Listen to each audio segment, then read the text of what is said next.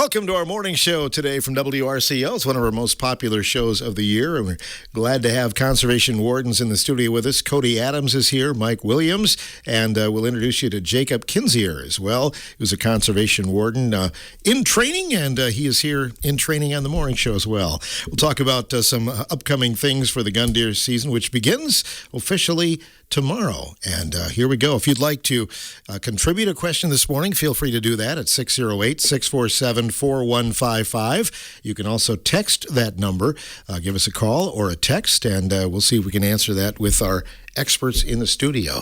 Good morning, Mike. How's it been going? Good morning. Everything's been going well so far, so we're pretty fortunate to have pretty good weather, and we're looking forward to the gun deer season. Cody, I know you're hoping it's not as foggy tomorrow, right, as it is this morning? Hopefully, yeah. My drive here from Boscobel along Highway 60, it was tough to see over 100 yards. So hopefully some of that fog we don't have tomorrow, because that can certainly bring some concerns. But, yeah, the weather outlook looks pretty decent. Unfortunately, no snow on the ground. All the hunters hope for a little bit of white on the ground, but can't control Mother Nature. You're going to have to hope for frost tomorrow, that you can track in the frost. That's right. Yeah. I'm curious, what about you two guys? I know you love the outdoors. Do you get a chance to hunt yourselves? Absolutely, yeah. It's just something where you got to make the time for it, just like anything. Got to put it on the calendar, or you don't find the time for it. But I think everyone in here, we all enjoy to hunt, and we make time for it, spend time with our families, friends, and get out there. One of the fortunate things, Phil, is that, we have so many seasons and opportunities to hunt now, where traditionally we haven't had a lot of time during a 9-day deer season to hunt ourselves. But with the extended archery, with the holiday hunt and all those other seasons, we can usually sneak out and put a little meat in the freezer ourselves. So, what do the early returns look like? I know the bow season's been open and things like that. People have been getting deer. Yeah, they've had pretty good success. I think we're at around a little over 1,000. I think 1,200 deer have been killed during the archery season so far, and the youth hunt combined. So the I guess season's going quite well. So, are there changes this year, Cody? But anything major for Richland County? Nothing really significant this year for Richland County, Crawford County, but there is one change that hunters in Grant County need to be aware of. So this year, the CDAC committee, they voted to not have a holiday hunt. So they won't have that holiday hunt after the statewide antlerless season. And then also they will not have the extended archery season. So anytime a county has a holiday hunt, then that county also has the extended archery season. But in southwest Wisconsin, Grant County is the only county that does not have the holiday hunt, and then they also will not have that extended archery season. So again, that's the importance of those CDAC meetings, is if hunters feel strongly that they want those seasons, if they don't want those seasons, to attend those meetings, because it's the public that votes on it. It's the CDAC, the recommendations from the public that the CDAC committees, they take in, and then they make a vote on the season structure for that county. Why do you think that is? What was the opinion there? I haven't, I'll be honest, I haven't heard, in Grant County what the reasoning was, but my guess is that they didn't want as many antlerless deer harvested, so, they're not going to have that season. Okay. Mike, I think one of the key things we want to say right out of the gate, and probably several times in the program, is the key is safety, isn't it? Oh, absolutely. No buck, it doesn't matter how big the buck is, it's not worth it if somebody gets hurt. So, and, there's several things that we can touch on throughout the show, as far as safety goes, and one of the main ones is tree stand safety. A lot of people are hunting out of tree stands nowadays. And just some of the things to be aware of, to keep in mind. One is always wear your harness when you're in your tree stands. Make sure your firearms are unloaded when you're going up and down that stand. Always maintain 3 points of contact. Use a haul line when you're taking your gun up and down instead of holding on to it. And then just take your time and check your straps.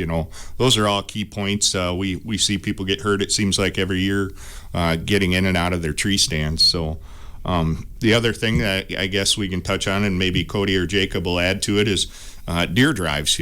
Make sure that you're aware, plan your hunt and hunt your plan. Make sure you maintain a safe zone of fire. We always recommend 45 degrees out in front of you. make sure you got backstops. Those are all pretty key, important things, for safety wise, and that's the one focus. And then another thing is, everyone's probably heard this over and over. Anybody that's taken hunter safety is just remember tab K. The 4 basic rules of firearm safety. Treat every firearm as if it were loaded. Always point your muzzle in a safe direction. Be sure of your target and what's beyond, and then keep your finger off the trigger until you're ready to shoot. So I don't know if Cody or Jacob have to add to that. I was looking at the statistics last night, and I really find it amazing. We were talking before the show started how last year was one of the safest years that we've ever had. We have over 500,000 licensed hunters in the woods, typically on opening weekend, and last year there was 1 hunting incident. To put that into perspective, back in 1967, there were over 275 hunting incidents in that single year. So that it was certain that we needed to make some changes. And back in 1980, they had the mandatory blaze orange. 1985, hunters were required to take hunter safety. And it's not just the new hunters that are sometimes getting into these incidents. Looking at a 10-year average, 83% of the people responsible for these hunting incidents are adults. So my point is, safety is everybody's responsibility, and don't become complacent. Like Mike said, if all those rules are followed, it's impossible to be responsible for a hunting accident. Mike mentioned deer drives. Do many people do that anymore, or as many as they used to? I find it interesting how the culture has really changed. When Mike and I kind of first started hunting, it seemed like a lot of families, participated in deer drives. But now I think a lot of hunters, a lot of the large farms have been sold off and partialed off, and we see a lot more hunters, sitting in their stands all day long. There's certainly still families that participate in deer drives, but like Mike said, it's really important. When we look at a lot of these hunting incidents, there's 1 or 2 things that are involved, and one of which is somebody shooting at a running deer. So it's really important to follow those 4 rules of firearm safety and being cognitive of what's behind that deer when you squeeze that trigger. Right. Make sure the roadway is not in line, too. 100%. Right? Yeah. We've had numerous complaints, calls, where vehicles get struck because people just aren't paying attention to that backstop behind the deer. We've kept him silent too long. Let's bring Jacob into the conversation. Good morning, Jacob. Good morning. How you doing? Good. Welcome to our morning show. So tell us a little bit about yourself. Where are you from? So I'm from the Milwaukee area. I big into hunting and camping and everything in between, but really just looking forward to getting my feet wet and getting into the warden position. Did you go hunting as a youth? Oh, yeah. Since I was 12, I've been hunting up in Rusk County. So funny you mentioned deer drives and how it's been dying off. Me and my family have been doing those, and we're still doing those every year. We get together with a bunch of the locals, and we keep the tradition going. And the big thing is, like he was saying, making sure you're not having target fixation. Make sure you know what's beyond your target. Don't just get tunnel vision on one deer as it's running out. No doubt. So tell us a little bit about, you've gone through the academy, but this is pretty intense stuff to get where you're at, right? It's a pretty long process. So the warden career, from my understanding, is one of the most applied for careers. I mean, we get hundreds of applicants every year. Compared to a traditional law enforcement position nowadays, they're getting a fraction of that. So when you start out in a law enforcement career, you have to go through the 720-hour academy. I did that back in 2020, so when I got hired as a warden, I went through the accelerated academy. So I didn't have to go through that all again. But so the students who got hired initially back in December, they went through the 720-hour academy, and then that ended in late May, early June. And then now they're starting to go out, kind of like me. I'm in the last phase of my field training, and it's another 6 months of field training, basically. And you're away from home, just trying to learn as much as possible while still being able to enjoy hunting and fishing and everything, and trying to have a social life and all that. But it's been intense. I bet. But this is something you wanted to do since the time you were a youth? Absolutely. So DNR was always in the top 3 jobs that I've always wanted to do. Some put out a hiring thing back in 2024. Applied, had a super long process, didn't know I finally got hired until November of 24. So that's 8 or 10 months of just waiting and trying to find out if I actually got a job or not. What puts you over the top in a situation like that? I mean, what sets you apart from someone else? Being able to be like relatable to your community, being able to talk to people in general, not being arrogant, making sure you can kind of relate with everybody and not kind of overlook everybody. Just trying to be able to come down to other people's levels and kind of level with them and relate to everybody and not be condescending, I guess you could say. Sure. Kind of increase the situation there. Yeah. Throw a little gasoline on it. Be able to de-escalate situations, be able to teach people like safer ways of doing things. I mean, when I contact somebody, that could be their first law enforcement contact. So I like to have educational moments with people when it's stuff like that. That way they can learn for the future, like, hey, they might not have known that they did something wrong, but then they know in the future that you can't be doing that, and they can find other ways to do what they're trying to do. So you're on level 4. You're training with Mike Williams, and how's that going? It's going pretty good. It seems like he knows everybody in town, and everybody's telling me to keep an eye out for him. So trying to keep one eye on him and one eye on the road when we're driving around looking for violations. But I think it's been going pretty good. Wonderful. And from there, then after you go through all of this, where will you be located then as a warden? So I will be at the Ladysmith Station up in Rusk County. Okay. Which is about 3.5 hours north of here. And things are a little different in terms of rules and regulations, I'm sure, there. Right? Yep. So up there, baiting is actually legal now. Not down here. Down here, baiting is still illegal. Don't want to give anybody the wrong impression there. But so I've got to basically, once I'm done with Mike, I'm going to refresh myself on all the regulations up there because they're going to be very different than down here. All right. You got a good experience. And what would you like to say about Jacob? Mike? No, Jacob's doing great. One of the things that he didn't mention is he has 4 years of traditional law enforcement experience with UW-Milwaukee Police Department. So when he came in, he hit the ground running and was able to catch on very quick. He probably does a better job with traditional law enforcement than I do. And he's picking up. He has that hunting background, so it was a pretty smooth transition, I think, and he's doing a great job. So I'm sure he's about ready to be done, though. So it is a long process. I remember what it was like when I went through, and it wears on a person. You know, you definitely have to be committed and really want to be in this profession. So. Yeah, no doubt about it. And that means that just a few get to do it too. So I had no idea about that. Yeah, that's correct. I mean, I remember when I was first starting out, I think one of the first years I applied, there were like 1,400 applicants, and I think we hired 12. So it's pretty competitive and pretty intense. So, what's the most common question you get this time of year, like on the eve of deer hunting season? One thing that I get a lot of questions on is where can we hunt? What public lands are available and open? And the recommendation that I make is just, there's a lot of technology out there that you can utilize to find those locations. Onyx is one of the main ones that people use, and you can look on there. Otherwise, we have a DNR website, an interactive site, where you can click on public lands, and then it actually tells you what it's open to. If it's open to hunting, fishing, trapping, some of them are just open to hunting and fishing, not trapping. So just utilize that. That's one of the questions that I get. And then there's always a lot of questions about what type of firearm can I use? Is that legal? Because some of those have changed throughout the year. Now, it used to be 22 centerfire or bigger used for deer season. Well, now it's any weapon that you can reasonably reduce a deer to possession. So some of those rules have changed, but those are some of the common questions that I get. I don't know if you guys have anything to add. Tony? One of the changes last year was the legality with the use of air guns, air rifles. So that that's something that's changed last year. This year is that hunters can use a air gun or an air rifle to harvest deer. And then another question: some of the mentor laws I've had numerous calls yesterday about.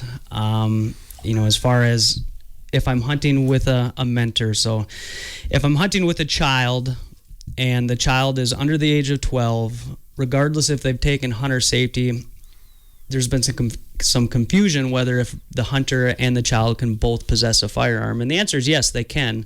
Initially, when that law first came out, probably 5-6 years ago, there could only be one firearm, but now both of the hunters can have two. And I really, suggest for the hunters that are out there, if they have questions, don't go to social media to try to get those questions answered, because I think that's where a lot of the confusion comes from. And, you can download the regulations online, call the DNR information number. That's 1-888-WDNR-INFO to get those questions answered correctly. Are there some things, too? I know we've talked about elk a little bit. Are there any elk in the area or anything close? I've heard of quite a few elk sightings this year. There was one running around in Grant County.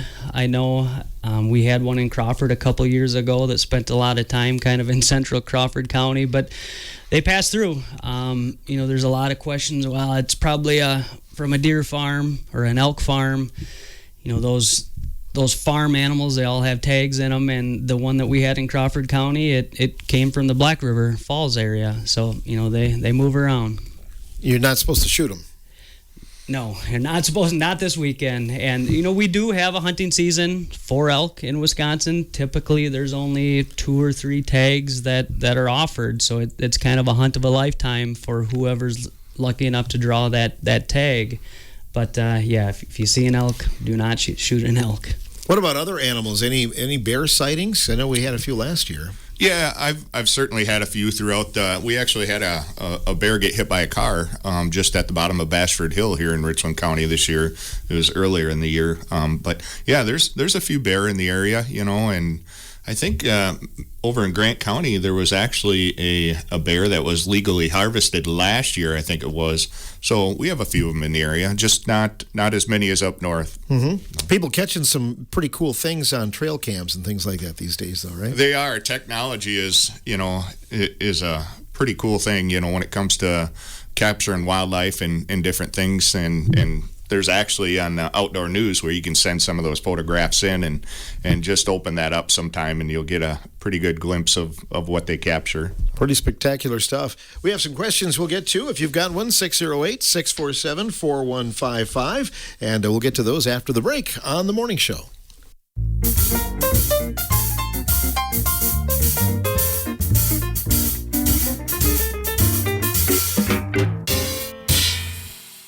We're back on The Morning Show today with Conservation Wardens Cody Adams, Jacob Kinzier, and Mike Williams, talking about the upcoming gun deer season, which opens tomorrow. We haven't talked a lot about hours, but you want to talk about those a little bit, Cody? Yeah, absolutely.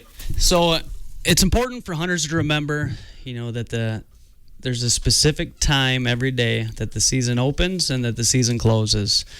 The season doesn't end when it's too dark to see anymore, and there's been some pretty bad accidents that have happened in the state, when people were hunting too late. So the best piece of advice I can give is have a set of regs, in your backpack, or utilize your phone to see what time those seasons open, what time they close. You've got to do a little bit of math depending on where you hunt. Where I live, or in my part of the county, it's typically you've got to add 12 minutes to the time on the graph when it says the season open day, or the season when it opens, when it closes. But it's important to know when those seasons are open and closed, and that it's not just by what you can see. Mm-hmm. It gets dark pretty early, and even like Mike, yesterday it was getting dark by about 3 o'clock in the afternoon. So. Yeah, it was.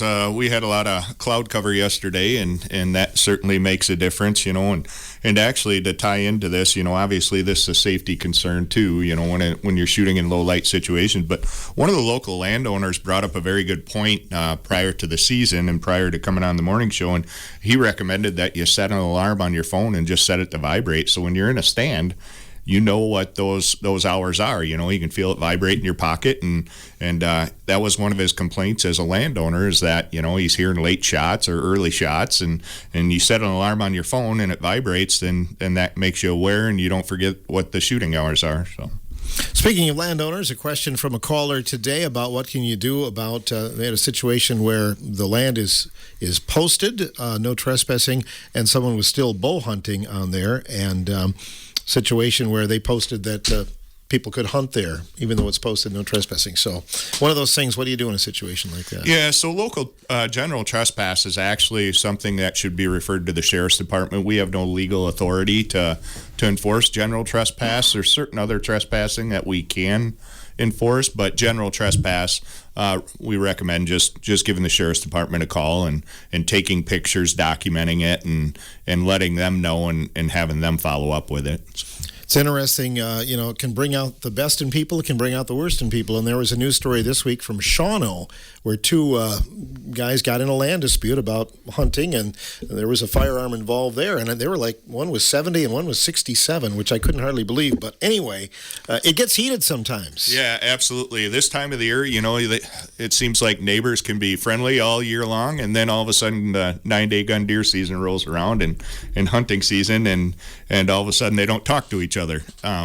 So there, sometimes a common thing that's happened to me, and I'm sure Cody and Jacob might be able to confirm this, but where an individual shoots a deer on their property, that deer runs over onto their neighbor's property and dies, and they want to be able to go retrieve that. Well, the landowner on the opposite end or opposite side, they don't have to actually allow them to come over there and retrieve that animal. But on the flip side, the landowner where the deer died cannot legally register that deer either because they didn't reduce it to possession by legal means. So that's one of those touchy situations where in the past, if I've got called, what I've tried to do is I've tried to title that deer to the state and then try and donate it to somebody that wanted a deer that wasn't able to hunt. Well, a key thing, Jacob, could be just to be proactive, to kind of get to know the people who are around you in your land, and 365 days a year, and maybe you can go get a deer there during the season, right? Absolutely. I like to know my neighbors. I mean, I just bought a house up in Ross County, and I've already met half of the neighbors around me. If you know your neighbors and you know the people who border your property, it makes it a lot easier if some kind of situation like that comes up where you shoot a deer, goes across the property line. You can just give them a call. You can go to their doorstep, knock on the door, and see what they say. The worst they can say is no. So it doesn't hurt to ask. Yeah, happens every year. Have those conversations prior to when it happens, right? Because nobody likes to get a phone call at 11 o'clock at night. And have those conversations. If Mike and I were neighbors, hey, Mike, here's my cell phone number. If you shoot a deer and it comes onto my property, give me a call. What would you like to do if I shoot a deer and it comes onto your property? Be proactive before it happens, and that goes a long ways with people. Good way to do it. A question about benefits and challenges you've seen with harvest registration via Game Reg or by phone. Either one of you know about that? No, I haven't really heard of any issues, I guess, as far as registration. They have till 5 p.m. on the day after recovery, so even if they don't have cell service in the particular area that they're hunting, they usually have time to go register that deer. So you have till 5 p.m. on the day after. So if you shoot it opening morning on Saturday, you'll have till 5 p.m. on Sunday to register that deer. I haven't really ran into too many issues. I think about the only issue that I've seen or heard of is people thought they had the deer registered, but they didn't complete the entire process. So I just want to remind hunters that, the process isn't complete until they get that confirmation number. So just because you put all the information in and you hit submit, well, sometimes people lose service when they're doing it on their cell phones. They hit the submit button and then they carry on with the day, and they never actually got that confirmation number. So I want to remind hunters to make sure that they go through the entire process. They have that confirmation number. Write it down, take a screenshot of it if they do it on their phones. That way they know that the process is complete. What about bringing back Earn a Buck? Have you, is that a common question? I think some people would like to see. I haven't heard much about Earn a Buck for a long time, and no, I don't foresee that, just because now there's so many antlerless tags available. We had Earn a Buck kind of back in the early 2000s when CWD kind of first arose in the county, but I haven't heard anything about that. Mike, you wanted to comment? Yeah, no, I just wanted to add, this kind of touches back on the registration thing. One thing that I thought of where I have had a couple of comments where people had submitted CWD testing, and they thought that qualified as their registration. That is two separate things. So I just wanted to clarify that. You need to register your deer in addition to submitting your CWD samples for testing. So, but as far as Earn a Buck, one thing to add on to that is now, I don't know if a lot of people realize, but if you harvest an antlerless deer, register it, have it tested, and it tests positive for CWD, you get a replacement tag for either sex. So it can be buck or doe. So antlerless or antlered deer. So And that bonus tag that they receive because of the positive CWD would be good for this year and next year. So a little bit of an incentive, for people to get the deer tested. And if it is positive, they will have another tag. And that's this year or next year that authorization could be utilized. What have you heard in terms of CWD? We haven't touched on that very much, but have you heard any early numbers this year, Mike? yeah, these are preliminary numbers, but I was talking with the wildlife biologist, and they were able to email us some results so far. So there's been 319 deer tested in Richland County thus far this year during the archery season, and 78 of those deer tested positive. So it's 24%, which is it's quite a bit less than last year, which after the gun deer season, it was at 33%. So we're hoping that holds true, but those are preliminary numbers. A lot of the results haven't, we'll find out a lot more after the gun deer season ends and get those test results back. So. As a warden, you'd like to see people test their deer, right, Cody? Yeah, we do. It certainly, that all that information is very important to the biologist to kind of see where we are, county to county with the CWD and how it's spreading. And, as a father, as a hunter, it's important to get those deer tested. CWD there's never been any proof that CWD has been transmitted to a person. But some of these deer that we see that are positive, I mean, you certainly would not want to eat those deer. Mm-hmm. I think the key is, too, I mean, you may be all right eating it yourself, but if you're serving it, it's kind of one of those things where, maybe you should know whether it is or not, right? Yeah, absolutely, right. Mm-hmm. And what about deer hides? We've talked about that a little bit as well, about, there are some collection areas where you can get rid of your deer hides, too, right, Mike? Yeah, there's a couple different locations. I think the one's still by the wastewater treatment plant. I think there's still a place you can donate there, and then I think there's still one over in the Ithaca area, I believe. But don't quote me on those ones.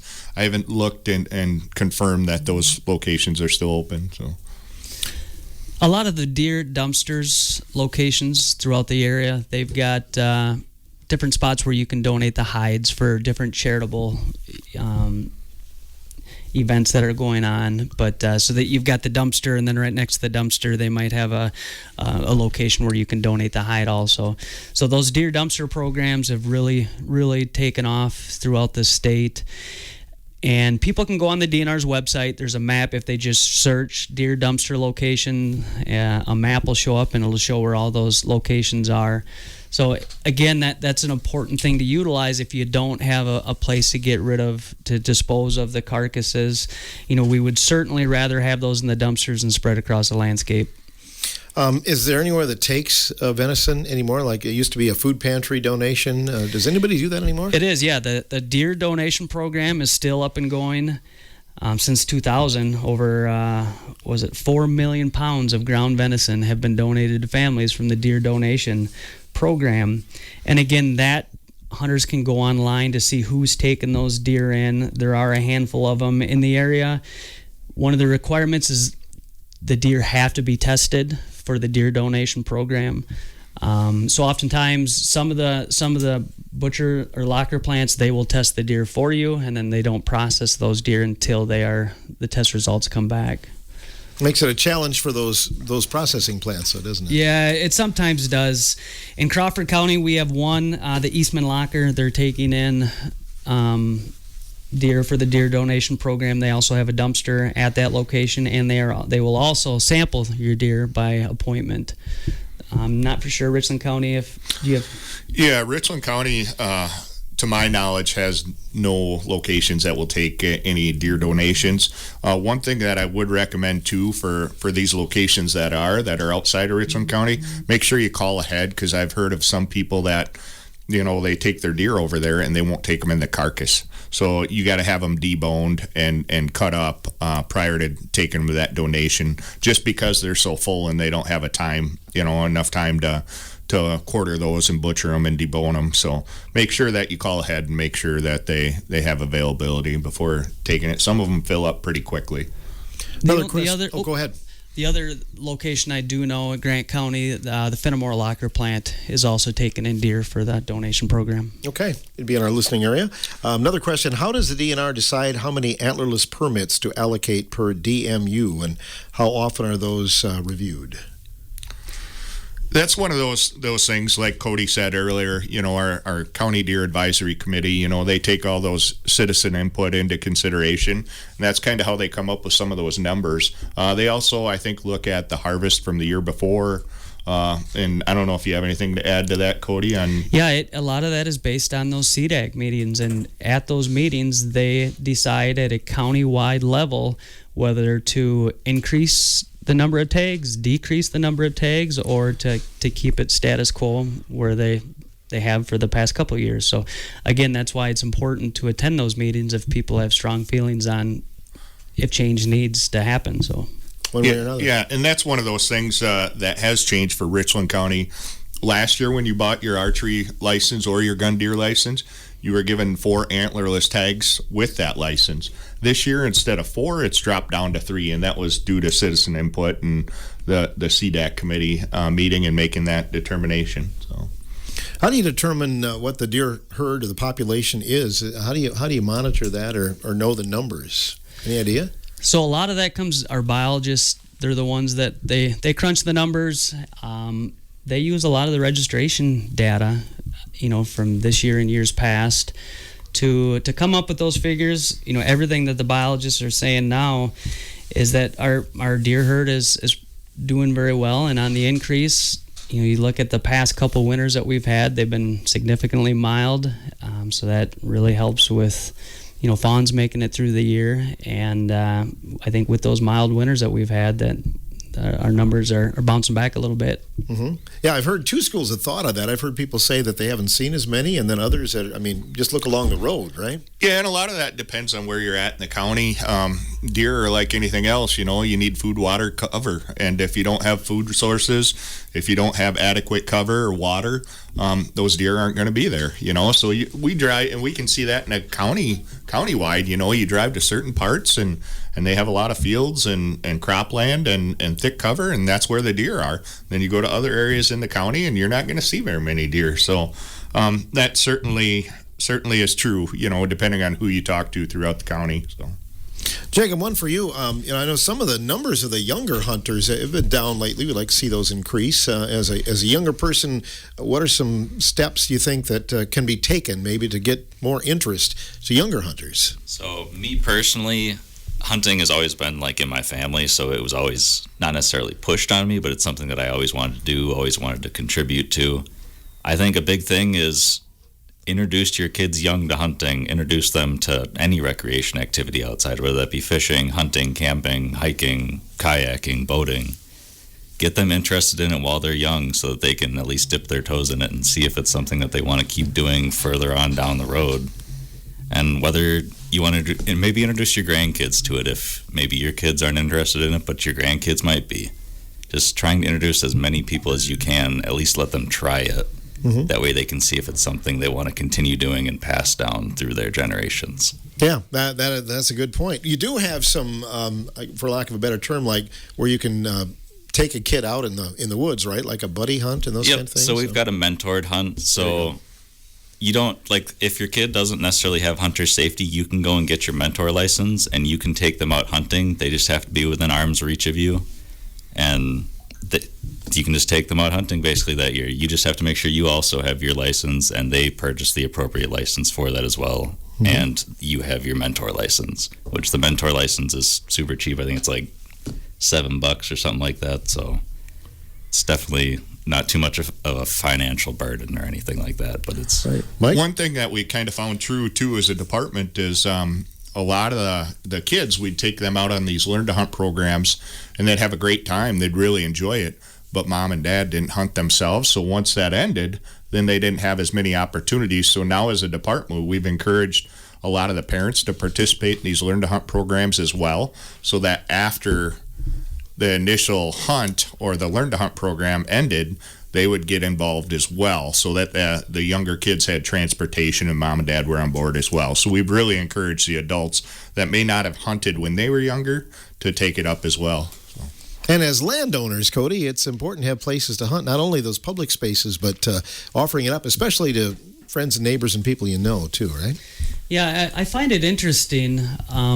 We talk to a lot of hunters, and it's, sometimes they find it very difficult to find a place to hunt or to find a private chunk of property to hunt. I find it interesting, starting maybe Sunday afternoon, how very little blaze orange we see in the woods, as we're driving around. And, sometimes a little more pressure can be a good thing on a property, especially after the deer are pressured for a couple days and they hunker down and don't like to move until the dark. But, yeah, I mean, it's certainly, landowners have the right not to allow other people, people on their property, but there's a lot of opportunities. We're pretty fortunate in Southwest Wisconsin, specifically in Richland and Crawford, Grant counties, where there's a lot of public property. And a lot of it comes down to scouting. Like Mike said, sometimes you can have really good success. Some years you might not see a deer, but you got to hunt where the deer are. You got to put in a little bit of time, a little bit of effort in scouting.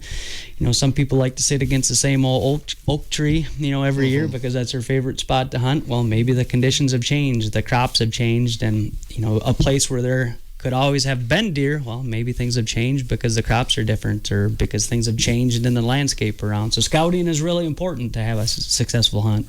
Sounds good. There's a note I can't read. I can't read Arkansas E's, but maybe Henry, you want to be a guest lecturer here and ask the question? I think this is more towards Cody than anybody, but we're going to ask, can you hunt off Hans Weisler's rock?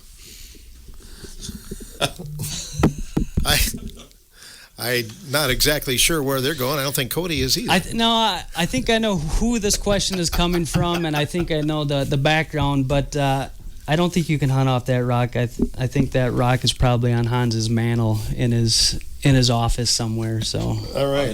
There's a little bit of a backstory to that one from another conservation warden that may have gotten a truck stuck on a great big boulder while on patrol.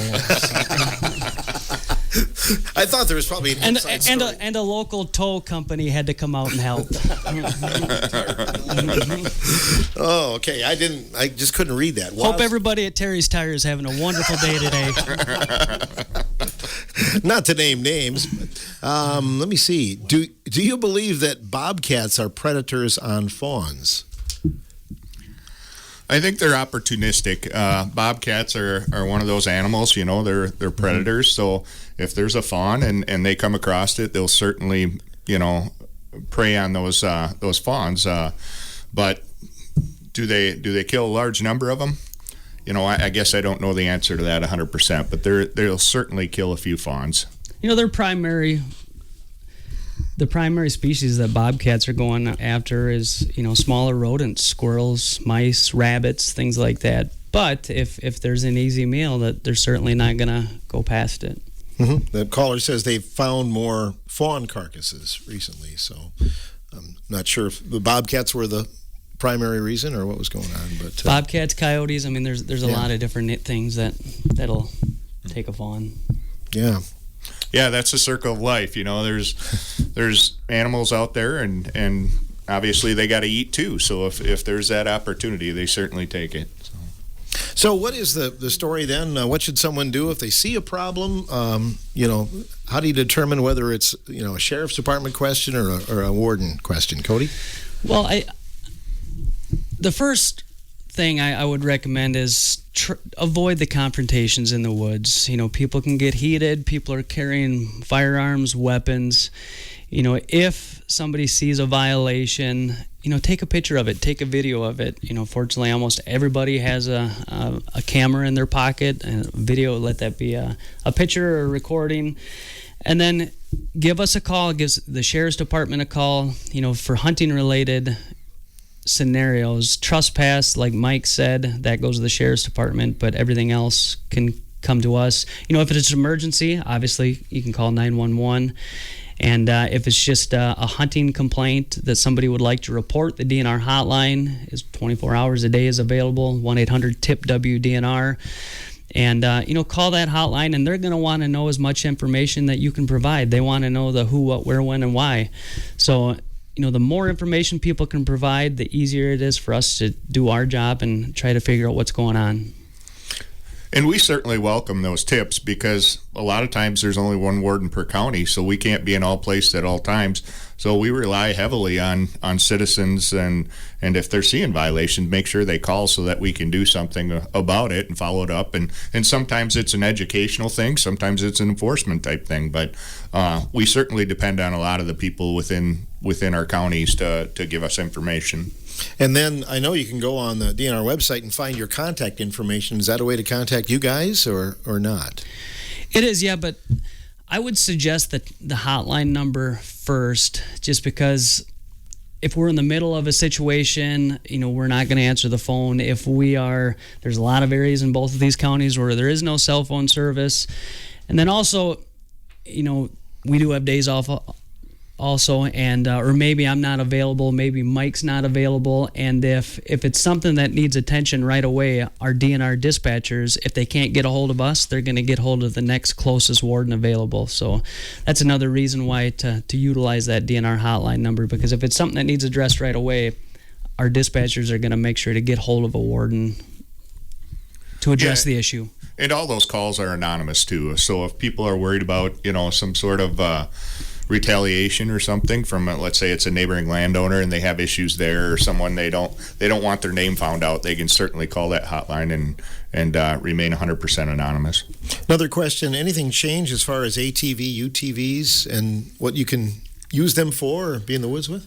Yeah, I mean, if you're on private land and your ATV is legally registered, you can certainly use it to get back and forth to your stand. One thing I'll note is to make sure that your firearm is unloaded.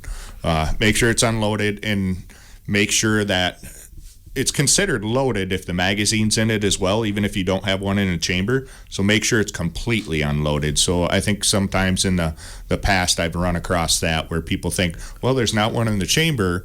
There's bullets in the magazine, but there's not one in the chamber, so it's unloaded. Well, that's not the case. That's a violation. So, and a lot of times it's a safety concern, because even though you have your magazine in there, not one in the chamber, if you're using some of these semi-automatic weapons, that bolt will go forward and put one in the chamber accidentally. So just make sure they're fully unloaded if you're using UTVs and ATVs to get back and forth to your stand.